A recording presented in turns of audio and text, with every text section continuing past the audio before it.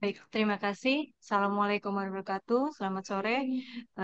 Izinkan kami memaparkan yaitu panduan bagaimana cara mengajukan permohonan SKP melalui website eh, LP3S, yaitu melalui https kegiatan.lp3s.id.com. Jadi pertama-tama mitra mengajukan permohonan melalui website kita. Nanti mitra mengajukan register dulu dari cabang mana, PIC-nya siapa. Jadi setiap akses ini hanya misalkan di cabang wilayah Perhimpunan Keseminatan hanya mendapat satu akun, tidak bisa double. Jadi hanya sekali mengajukannya. Nanti login, setelah itu kami verifikasi mendapat user, baru mitra yaitu mengajukan dokumen-dokumen yang ada persyaratan dalam panduan tersebut. Setelah itu nanti kami proses di LP3S. Setelah semua selesai reviewer, kami ajukan ke Kemenkes untuk mengajukan register kegiatan tersebut apakah di-approve, mendapat berapa SKP dan JPL. Nanti setelah itu akan kami menginformasikan kepada mitra berapa SKP dan JPL-nya dan ada invoice-nya. Nah, ini tadi sekalian juga ada yang nanya di Jakarta Selatan terkait biaya. Nanti invoice itu kita informasikan sesuai pengajuan, yaitu misalkan seminar, ya itu hanya satu KAK. Terus di dalam kegiatan tersebut ada workshop, itu berbeda lagi. Jadi ada dua pengajuan. Jadi ini pengajuan tersebut hanya satu kegiatan. Jadi misalkan seminar, workshop, webinar, simposium. Jadi hanya satu. Nah, untuk invoice pun nanti akan dibedakan. Satu persatu itu biayanya sesuai dengan kebijakan PBID. Sebelumnya sesuai SE, tapi kebijakan PBID memberikan diskon lagi 20%.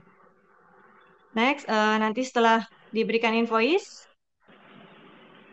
nanti akan dibayar oleh mitra, nanti baru kita approve ke LMS, Pelataran Sehat, nanti baru ada eh, approval dari Kemenkes akan kita berikan link ke mitra dan kwitansi.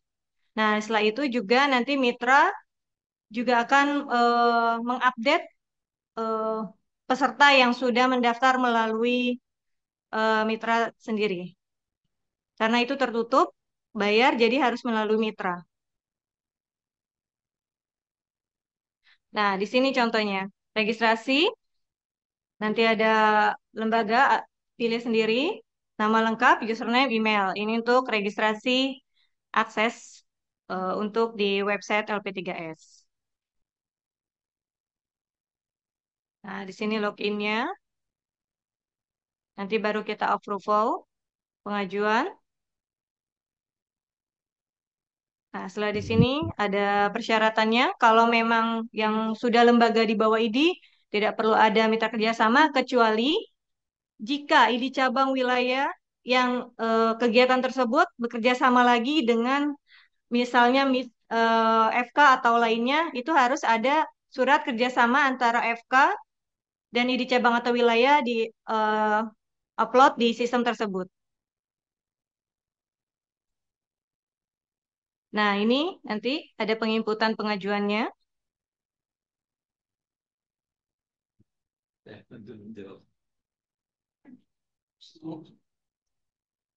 Nah, di sini nanti ada proses approvalnya, verifikasi dari kita. Kalau sudah di approval, nanti akan ada history, notifikasi.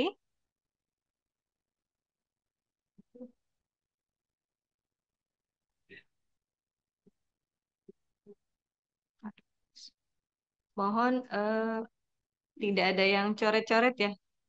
Terima kasih. Ya, setelah di sini sudah di approval semua, silakan mengajukan kegiatan yaitu klik peningkat kompetensi karena di sini lebih banyak mengajukan kita di cabang wilayah Perhimpunan Keseminatan yaitu seperti webinar, simposium itu termasuk di peningkatan kompetensi. Nanti mengajukan klik pengajuan baru. Setelah di sini ada isiannya, judul kompetensinya apa, misalnya judul webinarnya, terus jenis kompetensinya, misalkan webinar, simposium, terus tanggal pelaksanaannya, misalkan 1 hari, berarti tanggal 17 sampai 17 Juni.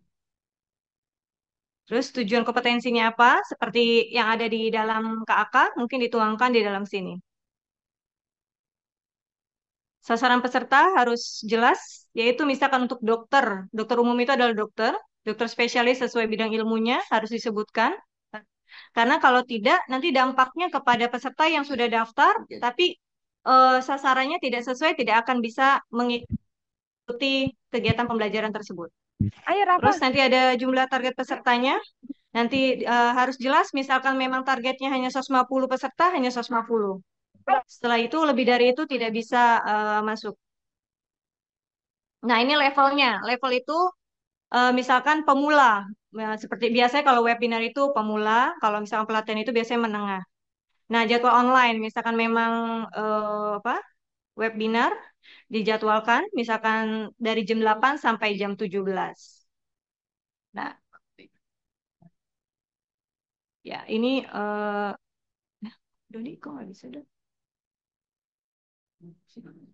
Nah, ini nanti link video kalau memang ada eh, apa namanya seperti player yang memang bisa playernya ternyata video bisa kita masukkan. Nah, ini ada yang wajib mohon diisi yaitu tanggal pelaksanaan, jumlah target yang tadi saya bilang karena memang ini riskan kalau memang tidak sesuai apa yang diajukan ke kami itu tidak bisa. Nah, di sini juga ada file dokumen yang harus memang wajib diisi yaitu KAK-nya nanti diupload. Fasilitator. Nah, fasilitator ini atau narasumber ini diwajibkan harus sudah mempunyai akun pelataran sehat yang sudah terdaftar.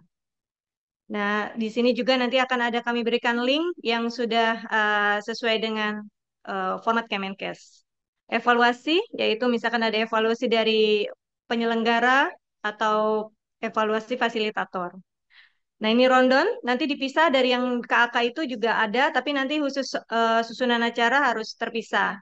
Dengan adanya eh, materi, jam, maupun nama fasilitator yang memberikan materi tersebut. Nah, ini flyer. Flyer nanti akan 2 kali yang diajukan ke kami sebelum ada logo Kemenkes. Mohon ditekankan karena ada peraturan terkait mencantumkan logo Kemenkes di flyer. Mohon jika belum ada informasi dari kami, belum ada nilai SKP maupun JPL, mohon jangan ada menggunakan logo Kemenkes karena sudah ada surat edaran dari Kemenkes. Nanti akan ada lampiran tersebut di panduan kami. Nah, ini dokumen yang wajib juga dari materi PowerPoint atau materi yang diberikan itu harus diisi berapa menit. Misalkan dalam kegiatan paparan materi tersebut, misal 60 menit dan modul tersebut harus diupload. Nah, kuis juga nanti juga ada dari kami format eh, kuisnya atau pre-post test yang diberikan. Di sini juga harus minimal nilai kelulusannya misalkan minimal 70 dan remedialnya mau berapa kali? Karena kalau 1 atau 2 kali banyak yang peserta yang belum lulus mungkin kita berikan kesempatan. Nah, nanti di sini semua mendapatkan notifikasi jika memang lengkap kita akan memberikan informasi dan jika ada kekurangan atau dokumen yang diberikan kepada kami tidak sesuai akan kami berikan notifikasi. Baik, di sini ada notifikasi, contohnya misalkan ada dokumen atau yang diberikan tidak sesuai, nanti akan kami berikan notifikasi.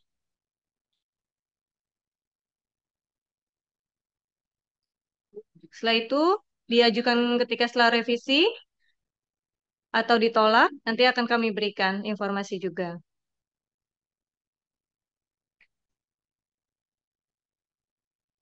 Nah, ini penolakan. Setelah selesai semua, kita proses di tim LP3S. Nanti di tim LP3S ini ada tim reviewer, yaitu yang sebelum tim reviewer kita verifikasi dokumen, yaitu di admin. Nanti akan kami berikan ke tim reviewer. Apakah acara tersebut layak atau tidak? Karena memang itu harus di reviewer dulu di kita sebelum kita mengajukan ke Kemenkes. Karena banyak sekali sekarang kegiatan-kegiatan yang tidak sesuai sasaran ataupun narsum yang tidak sesuai, harusnya itu bukan medis tetapi diajukan ke medis. Baik, setelah ini nanti akan kami berikan invoice setelah kami diinformasikan dari Kemenkes yang tadi 14 hari kerja di Kemenkes, berapa JPL dan berapa SKP, nanti invoice sesuai pengajuan yang diajukan ke kami dan sesuai dengan juga kuota yang diajukan ke kami, kuota pesertanya. Nah, ini contohnya, misalkan mendapat notifikasi dari invoice, nanti akan diberikan elektronik invoice-nya. Setelah itu, mohon setelah sudah mentransfer, mohon mengupload bukti pembayaran dan flyer yang sudah ada logo Kemenkes maupun jumlah JPL dan SKP-nya, serta pengupdatean peserta yang sudah eh, mendaftar di Mitra.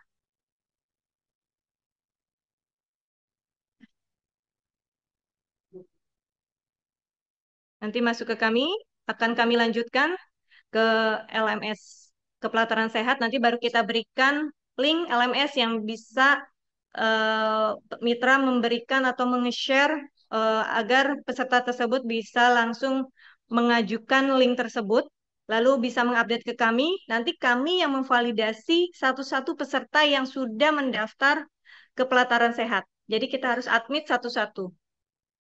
Seperti itu. Baik, sampai di sini. Sekian. Jika ada pertanyaan, silakan. Terima kasih.